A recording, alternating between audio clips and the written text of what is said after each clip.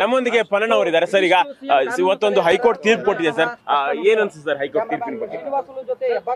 ಅದೇ ಇವತ್ತು ನ್ಯಾಯಾಲಯ, ಉಚ್ಚ ನ್ಯಾಯಾಲಯ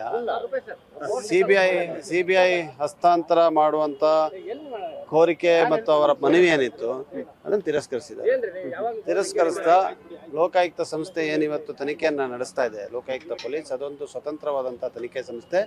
ಅದರಲ್ಲಿ ಯಾವುದೇ ಹಸ್ತಕ್ಷೇಪ ಇಲ್ಲ ಮತ್ತು ನಡೆಸಿರುವಂಥ ತನಿಖೆ ಕೂಡ ತೃಪ್ತಿಕರವಾಗಿದೆ.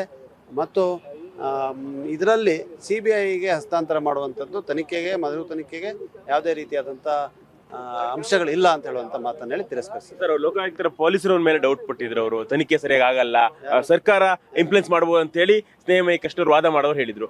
ಈ ಗ್ರೌಂಡ್ಸ್ ಯಾವ್ದು ಕೂಡ ಪರಿಗಣಿಸಿಲ್ಲ ಸರ್. ಈ ಸ್ನೇಹಮಯಿ ಕೃಷ್ಣ ಬಗ್ಗೆ ನಾನು ಹೇಳಕ್ ಹೋಗೋದಿಲ್ಲ. ಸ್ನೇಹಮಯಿ ಕೃಷ್ಣ ಯಾವ ಕಾನೂನಿನ ಪಾಂಡಿತ್ಯ ಹೊಂದವರು ಅಲ್ಲ, ಕಾನೂನಿನ ಪ್ರಕ್ರಿಯೆಗಳ ಬಗ್ಗೆ ಅರಿವಿಕೆ ಇರೋರು ಅಲ್ಲ, ಅದರ ಬಗ್ಗೆ ತಿಳುವಳಿಕೆ ಇರೋರು ಅಲ್ಲ. ಪಾಪ ಸ್ನೇಹಮಯಿ ಕೃಷ್ಣ ಒಬ್ಬ ಮೈಸೂರಿನಲ್ಲಿ ರಾಜಕೀಯ ಒಂದು ಷಡ್ಯಂತ್ರಕ್ಕೆ ಅವನ್ನ ಬಳಸ್ತಾ ಇದ್ದಾರೆ ಅಷ್ಟೇ ಬಿಟ್ರೆ ಸ್ನೇಹಮಯಿ ಕೃಷ್ಣಂದೇನಿದೆ. ಇದರಿಂದ ಆತ ಹೇಳ್ಬೋದು 108.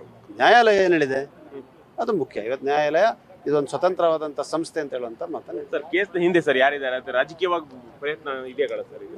ಯಾರು ಇರ್ತಾರೆ? ವಿರೋಧ ಪಕ್ಷದವ್ರು ಇರ್ತಾರೆ. ವಿರೋಧ ಪಕ್ಷದವರು ಜನರ ಬೆಂಬಲದಿಂದ ಒಂದ್ಸತಿನೂ ಕಾಂಗ್ರೆಸ್ಸೇತರ ಸರ್ಕಾರ ಅಂದ್ರೆ ಜನತಾದಳ ಆಗಿದೆ ಬಿಟ್ರೆ ಬಿಜೆಪಿ ಯಾವತ್ತೂ ಇಲ್ಲಿ ಸರ್ಕಾರ ಮಾಡಿಲ್ಲ. ಅವ್ರಿಗೆ ತಡೆಯಕ್ಕಾಗ್ತಾ ಇಲ್ಲ. ಇದರಿಂದ ಈ ರೀತಿಯಾದಂತ ಷಡ್ಯಂತ್ರ ಮಾಡ್ತಾ ಇದ್ದಾರೆ. ಪಾಪ ಇವರು ಹತಾಶರಾಗಿರ್ಬೋದು. ಸರ್, ಸುಪ್ರೀಂ ಕೋರ್ಟ್ ಹೋಗೋದಾಗಿ ಸ್ನೇಹಮಯಿ ಕೃಷ್ಣ ಅವರು ಹೇಳಿದ್ದಾರೆ. ಸುಪ್ರೀಂ ಕೋರ್ಟ್ ಹೋದ್ರೆ ಸರ್ ಕಾನೂನು ಹೋರಾಟ ನೀವು ಮತ್ತೆ ಮುಂದುವರ್ತೀರಿ ಸರ್? ಮತ್ತೆ ಅವರು ಸುಪ್ರೀಂ ಕೋರ್ಟ್ ಹೋದ್ರೆ ನಾವು ಹೋಗ್ಬೇಕಲ್ಲ. ಹೌದು, ಕಾನೂನು ಹೋರಾಟ ಮುಂದೆ. ಇದಿಷ್ಟು ಸಿಎಂ ಕಾನೂನು ಹೋರಾಟ ಸಲಹೆಗಾರ ಎಸ್ ಪನ್ನಣ್ಣ ಅವರ ಮಾತುಗಳು. ಕ್ಯಾಮ್ರಾಮನ್ ರಮೇಶ್ ಜೊತೆ ರೂಪೇಶ್ ಬೈಂದೂರು, ಪವರ್ ಟಿವಿ, ಬೆಂಗಳೂರು.